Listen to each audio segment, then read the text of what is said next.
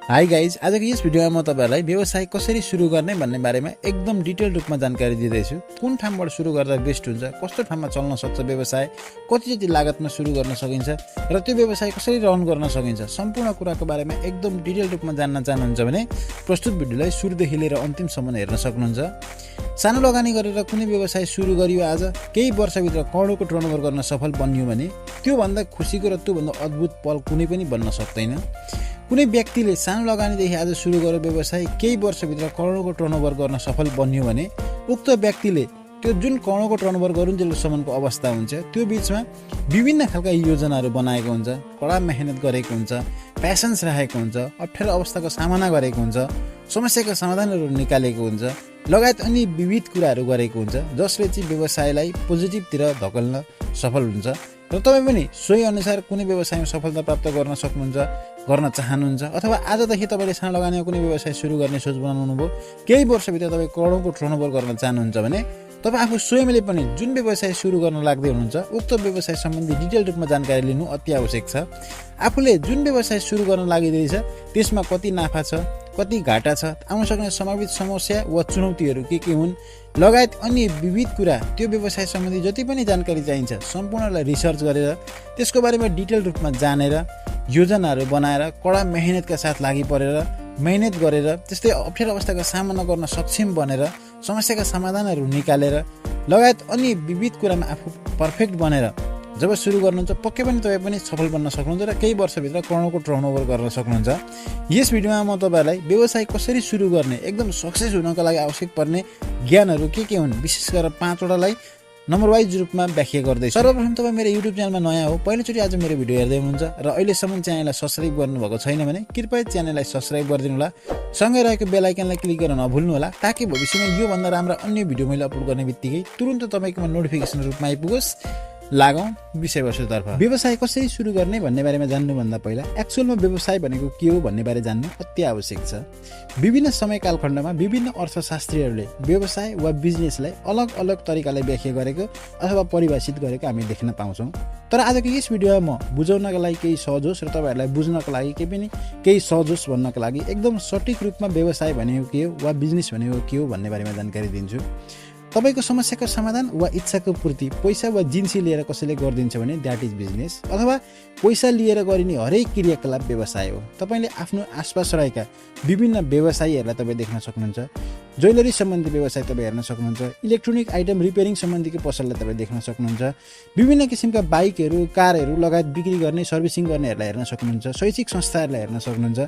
जहाँसुकै पनि तपाईको इच्छा अथवा तपाईको समस्या समाधानका लागि काम गरिएको हुन्छ र त्यो नै व्यावसायिक कन्सेप्ट हो र त्यसैलाई तपाईले देखेर त्यही अनुसार आफू पनि काम गर्न सक्नुहुन्छ। त्यसको मतलब तपाईले कुनै खालको समस्या आफ्नो एरियामा देख्नु भएको छ भने त्यसै समस्यालाई विशेष गरेर फोकस गरेर त्यो सम्बन्धीको व्यवसाय त्यसै ठाउँमा सुरु गर्नुभयो भने पक्कै पनि यतिखेरको समयमा सानो लगानीबाटै सुरु गरेर पनि चल्न सक्छ। यदि कोही मान्छेले कुनै समस्या अन्तर्गतको काम गरिरहेको छ तर उसले चुस्त दुरुस्त रूपमा एकदमै राम्रो सठिक हिसाबमा मान्छेलाई सन्तुष्ट पार्ने तरिकाले काम गरिरहेको छैन भने तब आफू स्वयंले ऊ भन्दा एकदम पर्फेक्ट रूपमा काम गर्न सक्षम बनेर त्यसै सम्बन्धीको व्यवसाय सुरु गर्नुभयो भने पनि तपाईँ त्यहाँदेखि राम्रोसँग बेनिफिट लिन सक्नुहुन्छ, राम्रो आम्दानी गर्न सक्नुहुन्छ।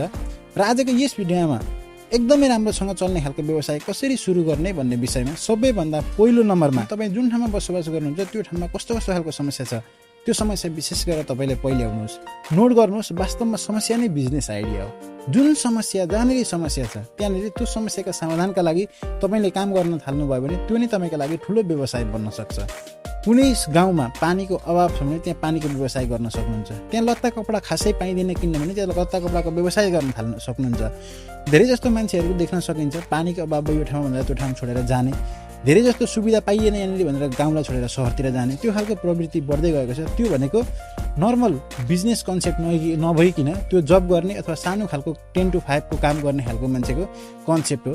तपाईँ व्यावसायिक बन्न चाहनुहुन्छ, तपाईँ बिजनेस गर्न चाहनुहुन्छ र सक्सेस बन्न चाहनुहुन्छ भने तपाईँ जुन ठाउँमा बसोबास गर्ने हुन्छ त्यहाँ जुन खालको तपाईँ समस्या देख्न सक्नुहुन्छ त्यहाँ त्यही खालको समस्याका समाधानको निम्ति काम गर्न सक्नुहुन्छ। कुनै गाउँमा इन्टरनेटको अभाव छ भने तपाईँ ठुल्ठुला कम्पनीसँग सहकार्य गरेर इन्टरनेट बिक्री गर्न सक्नुहुन्छ। कुनै गाउँमा पानीको अभाव छ भने त्यहाँ तपाईँ पानीको व्यवसाय गर्न सक्नुहुन्छ। त्यहाँ लत्ता कपडा जुत्ताहरूको अभाव छ भने त्यहाँ लत्ता कपडा जुत्ताको फ्याक्ट्री खोल्न सक्नुहुन्छ। त्यसको अन्य फ्याक्ट्रीबाट खरिद गरेर ल्याएर बिक्री गर्न सक्नुहुन्छ। तपाईँ त्यहाँनिर राम्रोसँग फिनिसिङका साथ काम गर्नुभयो, चुस्त दुरुस्तमा रूपमा मान्छेहरूलाई सेवा सुविधा प्रदान गर्नुभयो भने अन्य मान्छेले तपाईँबाट खरिद गरेर तपाईँको सुविधालाई उपभोग गरेर तपाईँलाई पे गर्ने हुन्छन्, जसबाट तपाईँ सहज रूपमा एकदमै मोटो रकम कमाउन सक्नुहुन्छ। त्यसको मतलब सबैभन्दा पहिलो नम्बरमा एकदमै राम्रोसँग चल्ने व्यवसाय तपाईँ सुरु गर्न चाहनुहुन्छ भने तपाईँ जुन ठाउँमा बसोबास गर्ने हुन्छ त्यो ठाउँको विशेष गरेर समस्या तपाईँले पत्ता लगाउनु पर्ने हुन्छ। चल्ने व्यवसाय कसरी सुरु गर्ने भन्ने विषयको दोस्रो नम्बरमा समस्याको समाधान निकाल्नुहोस्। तपाईँले जुन ठाउँमा बसोबास गरेर काम गर्न लाग्दै हुनुहुन्छ त्यहाँनिर जुन खालको तपाईँले समस्या भेट्नुभयो त्यसलाई कसरी समाधान गर्न सकिन्छ त्यो समाधानका बाटाहरू पहिल्याउनुहोस्। तपाईँले यदि जुत्ता सम्बन्धी काम गर्नुपर्ने भयो, जुत्ता त्यहाँनिर लाउने मान्छे कोही भएनन् भने यहाँ जुत्ता लाउँदैनन्, अब यहाँ जुत्ता लाउने खालको मान्छे नै छैन भन्दा टोटो ठाउँ छोड्नुभन्दा पनि विशेष गरेर के गर्दाखेरि जुत्ता मान्छेले लाउँछन्, कसरी देखाउन सकिन्छ जुत्ता लाउँदाखेरि फाइदा छ त्यो देखाएर त्यहाँनिर जुत्ता लाउनको लागि मान्छेहरूलाई इच्छुक बनाएर तिनीहरूलाई जुत्ता बेच्न सक्नुपर्ने हुन्छ।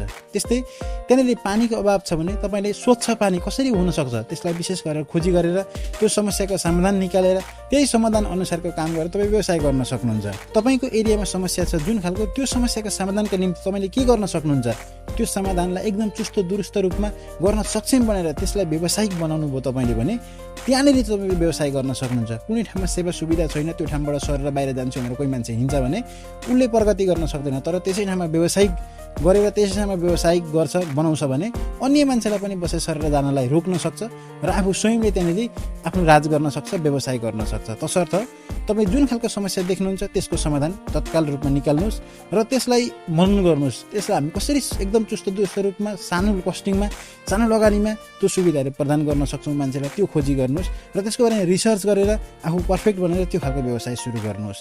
त्यस्तै तेस्रो नम्बर उपयुक्त स्थानको छनौट। यो ठाउँमा चाहिँ व्यवसाय गर्छु भन्ने खालको एउटा फिक्स ठाउँ छनौट गर्नुपर्ने हुन्छ। कुनै ठाउँमा बत्साला छ, मासु कटिङको मात्रै पसल रेगुलर कन्टिन्यू त्यहाँनिर छ भने तपाईँले त्यसकै नजिक एउटा राम्रो खालको मसलाको पसल खोल्न सक्नुहुन्छ। मासुमा लाग्ने सम्पूर्ण खालका मसलाहरू त्यहाँदेखि तपाईँ बेच्नुभयो भने कोही मान्छेले मासु किन्ने बित्तिकै तपाईँकोबाट अटोमेटिक मसला किन्न सक्छ। कुनै ठाउँ एरियामा जुत्ता चप्पल लाउने मान्छेको सङ्ख्या एकदम न्यून छ भने त्यो एरियाको बिच पोइन्ट जहाँनिर चाहिँ मान्छेहरूको धेरै जसो जमघट हुन्छ त्यसै ठाउँमा तपाईँले जुत्ताको सोरुम खोल्नुभयो, त्यहाँनिर चाहिँ तपाईँले जुत्ताको पसल खोल्नुभयो भने त्यहाँदेखि चाहिँ तपाईँ जुत्ता धेरै जस्तो सेलिङ गर्न सक्नुहुन्छ। त्यसको मतलब तपाईँले आफ्नो लोकेसनलाई विशेष गरेर छान्नुपर्छ। जस्तोसुकै व्यवसाय पनि चल्नको लागि स्पेसल लोकेसनको आवश्यकता पर्छ। तपाईँले चोकमा पसल थाप्नुभयो भने अवश्य पनि चल्छ, तर तपाईँले कुनै मान्छेले नपुग्ने ठाउँमा खोल्नुभयो भने त्यहाँ चल्दैन। तसर्थ तपाईँले उपयुक्त स्थानको छनौट गर्नुपर्ने हुन्छ। त्यस्तै हामीले जुन खालको कारोबार गर्न चाहन्छौँ अथवा समस्याका समाधान निकालिसकेपछि त्यसलाई कानुनी रूपमा व्यवसाय तपाईँ गर्न चाहनुहुन्छ भने व्यवसाय र उद्योग गर्न चाहनुहुन्छ भने उद्योग कानुनी रूपमा दर्ता गर्नुहोस्, बिमा गर्नुहोस्। त्यस पश्चात तपाईँले त्यसमा आवश्यक पर्ने आर्थिक रकम कति हुन्छ, त्यसमा कति जति लागत लाग्छ त्यो व्यवस्थापन गर्नुहोस्। लाग्ने लागत लगायत अन्य विविध कुराहरूको बारेमा तपाईँले रिसर्च गरिसकेपछि त्यो खालको काम तपाईँ त्यहाँदेखि सुरु गर्न सक्नुहुन्छ। त्यस्तै पाँचौँ नम्बरमा आफ्नो उत्पादनहरूलाई बिक्री गर्न सुरु गर्नुहोस् अथवा आफूले दिएको सेवा सुविधा अन्तर्गत काम थाल्नुहोस्। उपयुक्त स्थानको छनौट गरिसके पश्चात त्यस पश्चात मान्छेहरूको फिडब्याक लिनुहोस्, कस्तो हुन्छ प्रतिक्रिया बुझ्नुहोस् र त्यही अनुसार आफू अपडेट बनेर आफू अरूभन्दा पर्फेक्टली रूपमा काम गर्न सक्षम बनेर रकम व्यवस्थापन गरेर नयाँ टेक्नोलोजीहरूको प्रयोग गरेर आफूले सेवा सुविधा प्रदान गर्नुहोस्। अब यो त भयो सरसर्ती व्यवसाय चल्ने मात्रै प्रोसेस अथवा स्टार्ट गर्ने प्रोसेस। अब यसलाई जिरो लगानी अथवा केही सानो लगानीदेखि सुरु गरेर करोडौँको टर्नओभर गरुन्जेलसम्मको अवस्थाको बिचमा के समस्या आउन सक्छन् र हामीहरूले कसरी कम्पनीलाई 10 गुणा तेजीका हिसाबले अगाडि बढाउने अथवा व्यवसायलाई कसरी एकदम तेज रूपमा बढाउने त्यसका बारेमा तपाईँ जान्न चाहनुहुन्छ भने अवश्य पनि यसै भिडियोको कमेन्ट बक्समा कमेन्ट टिपाउन सक्नुहुन्छ। म अझ डिटेल जानकारी सहित अर्को भिडियो अवश्य पनि प्रस्तुत गर्छु जसले चाहिँ सानो लगानी गरेर सुरु गरेको व्यवसायलाई केही वर्षमा केही ठुलै रकम अथवा करोडौँको टर्नओभर गर्न सक्षम बनाउनेछ। त साथीहरू तपाईँलाई मेरो भिडियो कस्तो लाग्यो, राम्रो लाग्यो भने कृपया भिडियोलाई लाइक गरिदिनु होला, च्यानललाई सब्स्क्राइब गरिदिनु होला र यो भिडियोलाई अन्य साथी समक्ष सेयर गरिदिनु होला। हवस् त आजलाई बिदा दिनुहोस्। नमस्कार। आजको दिन तपाईँहरूको एकदम शुभ बितोस्। जय नेपाल, शुभ दिन।